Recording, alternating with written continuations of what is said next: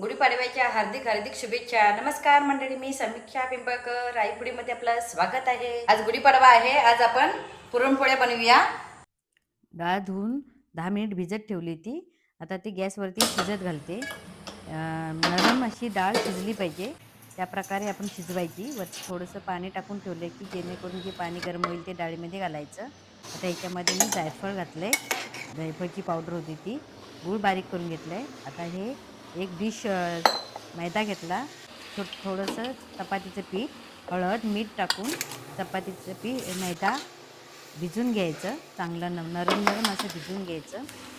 हे बघा, अशा प्रकारे पीठ नरम मऊ भिजून घ्यायचं, जेणेकरून पुरणपोळ्या मग नरम होतात. आता ह्याच्यामध्ये थोडंसं तेल घालून ते पीठ चांगलं मळून घ्यायचं आणि 10-15 मिनिटासाठी मळून पीठ मळून ठेवून द्यायचं.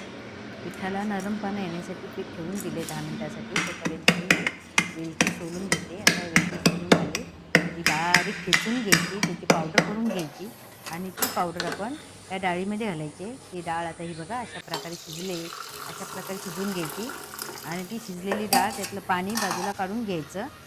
पाणी काढल्यावर त्या चण्याच्या डाळीमध्ये गूळ मिक्स करून घ्यायचा आणि ते मिक्स केलेलं आपण गॅसवरती ठेवून द्यायचं.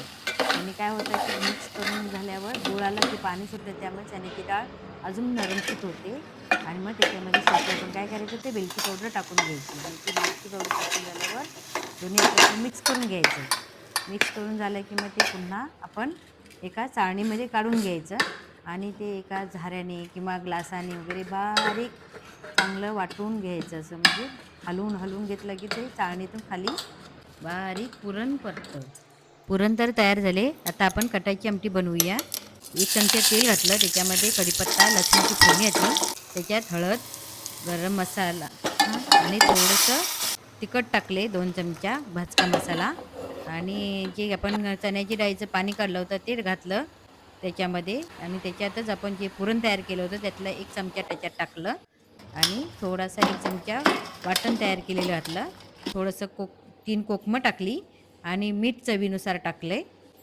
चांगली उकळी आल्यावर सगळ्यात शेवटी कोथिंबीर घातली. आता आपण पुरणपोळी बनवूया.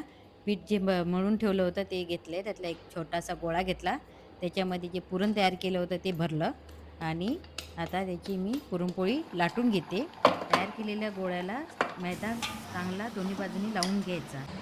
पुरणपोळी चारी बाजूनी पातळ लाटून घ्यायची, जेणेकरून एका साईडला जाडसर राहिली नाही पाहिजे. आता ही बघा अशा प्रकारे मी पुरणपोळी तयार केली. तवा गरम करत ठेवला होता, त्याच्यावर थोडंसं 1 चमचा तूप टाकलं, त्याच्यावरती लाटलेली पुरणपोळी टाकली आणि एका साईडने शेकून झाल्यावर परत दुसऱ्या साईडला शेकवून त्याच्यावर पण तूप सोडायचं.